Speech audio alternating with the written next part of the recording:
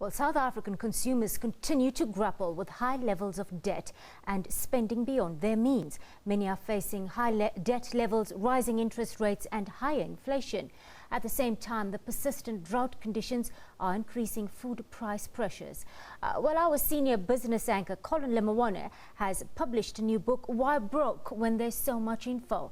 It provides some in-depth analysis and advice on how to better manage your finances, and he joins us on the desk now. Hello, Colin. First up, a big congratulations on your debut novel.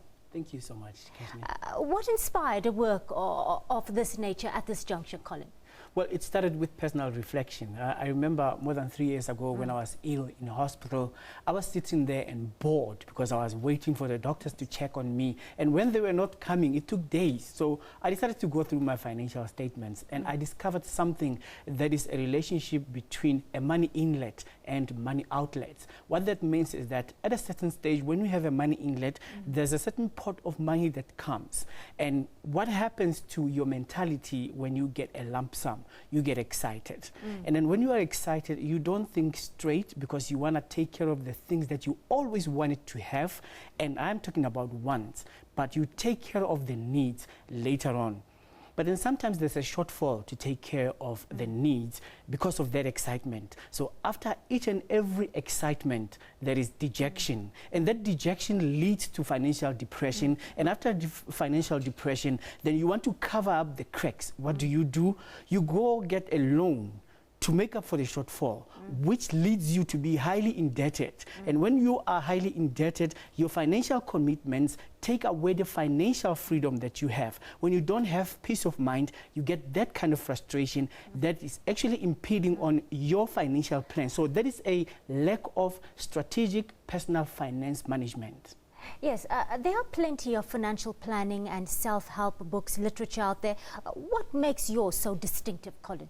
Well, at first, when I looked at all those kind of books, I realized that it's, number one, the jargon that excludes the ordinary person on the street. And secondly, we read books that come from abroad. We read books of people that we don't know.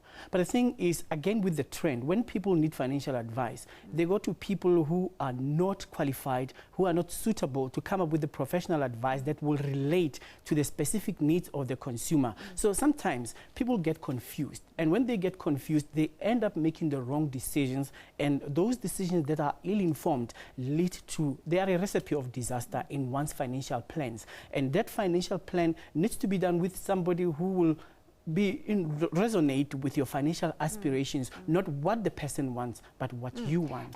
Another thing that comes through very clearly in your book, and there is a mindset out there, and one wonders how prevalent it is, that many people feel that financial planning, including retirement savings, are something that still remains the domain of the rich, or the more affluent, if you will.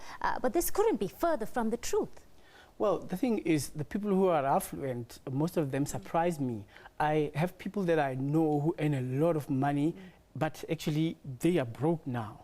And the problem is that kind of excitement that we talk about and lack of strategy. Some people have plan, but not a strategic plan that leads to financial freedom and success, which is in line with outcome-based investing. So the outcomes sometimes are not what we had expected. That's why people get dashed expectations when they have the outcomes of the kind of investment that they had envisaged to have. So now when you look at the way people invest, some people don't understand that there is short-termism in investment and there is long-termism.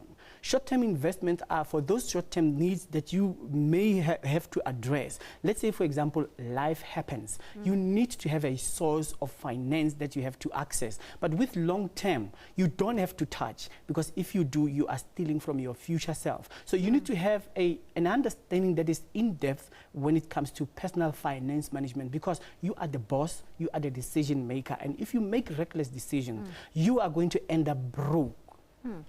Well, a pivotal part of personal financial management is savings, and South Africans are one of the worst when it comes to savers, the world's worst when it comes to saving.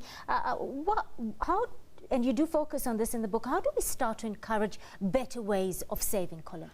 And breaking bad spending habits, for that matter? Well, the problem is the mentality of money first. And then after the mentality of money is addressed is the spending plans.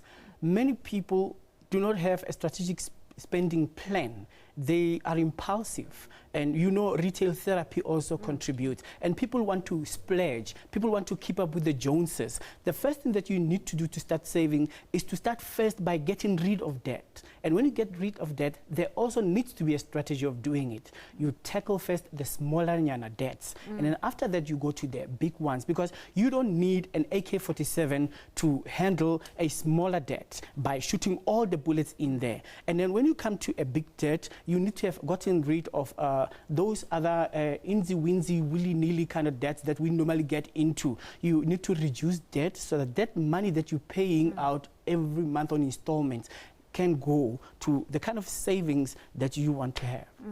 Well, the big book launch on tomorrow and an exciting program on the cards. What can we expect? Well, look, we expect to have the analysts that I approached when I was writing this book, because the approach was mainly on the kind of work that was done, the kind of desktop research that was done, but again, a fact-finding mission where I went, for example, to old age homes where I was speaking to retirees, or those who were on pension, who were telling me about what they regret when it comes to their finances when they were still young.